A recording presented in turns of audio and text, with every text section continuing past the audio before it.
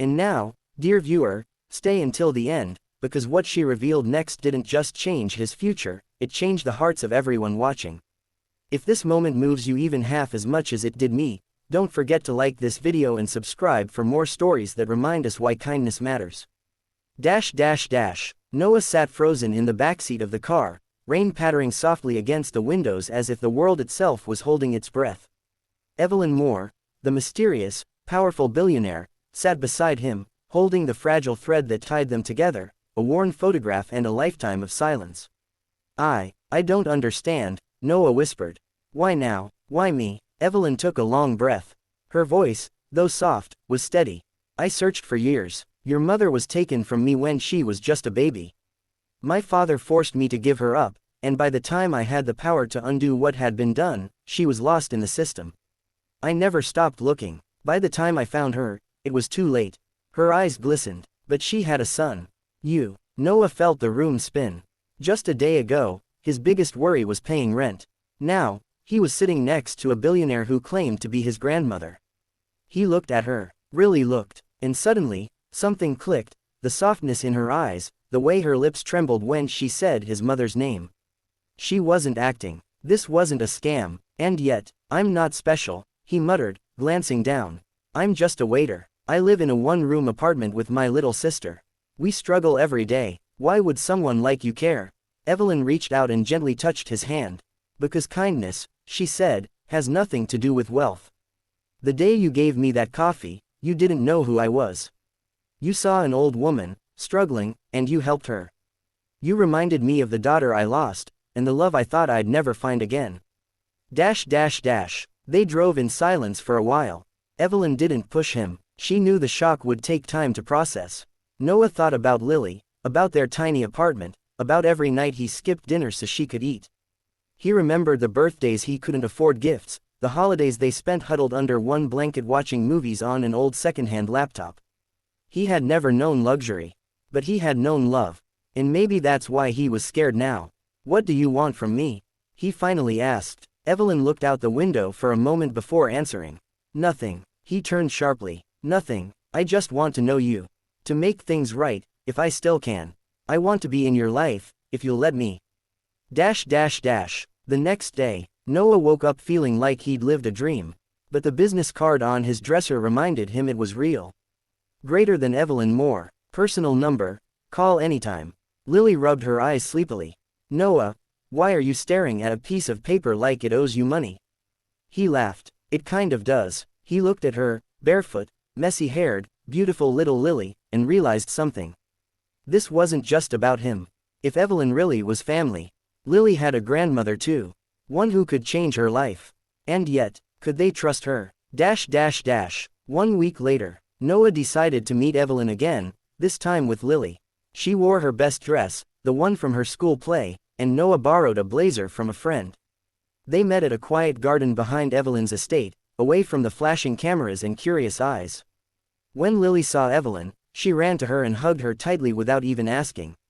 You smell like cookies, she said. Evelyn laughed, genuinely laughed, for the first time in years.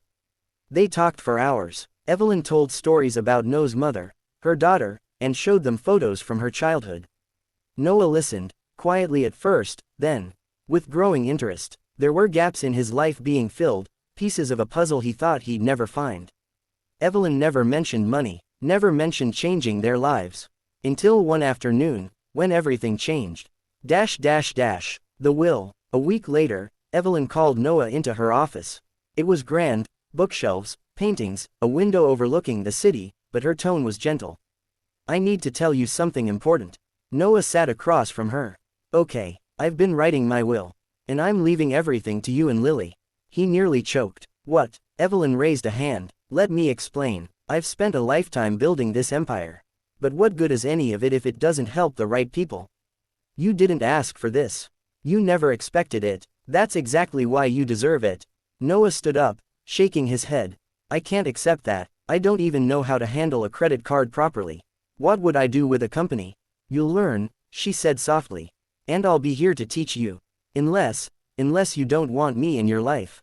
Noah sat down again, slowly. His heart pounded in his chest. This wasn't just about money.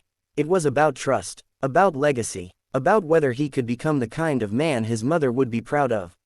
He nodded. Okay, but only if we can use it to help others too. Not just us. Evelyn's eyes sparkled with pride. The next month, Noah's life began to change, but not in the way you might think. He didn't buy a mansion. He didn't quit his job right away.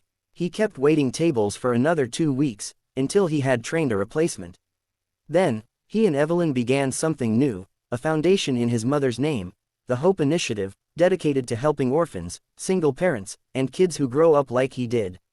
Lily started attending a new school, one where she had books, music, and teachers who cared. She still visited the old cafe every Sunday with Noah, just to see Carla and the regulars. They always ordered 2 coffees, one for Noah, one left paid at the counter for anyone who needed it. He called it the kind cup. Evelyn's health began to decline quietly. The doctors said it was age, stress, and time catching up. She moved in with Noah and Lily and spent her last days telling stories, laughing, and baking cookies with Lily. The billionaire who once lived alone in a marble mansion died peacefully in a small room filled with love, photos, and the sound of children's laughter. In her final letter, read at her funeral, she wrote, "Greater than, to the boy who gave me coffee when I had nothing, thank you for reminding me what truly matters. Kindness is wealth, and you, my dear grandson, are the richest soul I've ever known." 6 months later, a reporter from a local news channel interviewed Noah outside the New Hope Initiative Center. "You went from being a part-time waiter to a billionaire's heir. How did that feel?" Noah smiled. "Honestly, the money didn't change me. Meeting her did. What would you say to people watching who feel like they don't matter?" He looked at the camera, heart full. "I'd say, you never know who's watching. You never know what your kindness might unlock in someone else's life. That one small act, like paying for someone's coffee, might be the moment that changes everything." And to you, dear viewer, if you've made it this far, I hope Noah's story inspired you. Because what started with one small act of kindness turned into a legacy that changed hundreds of lives.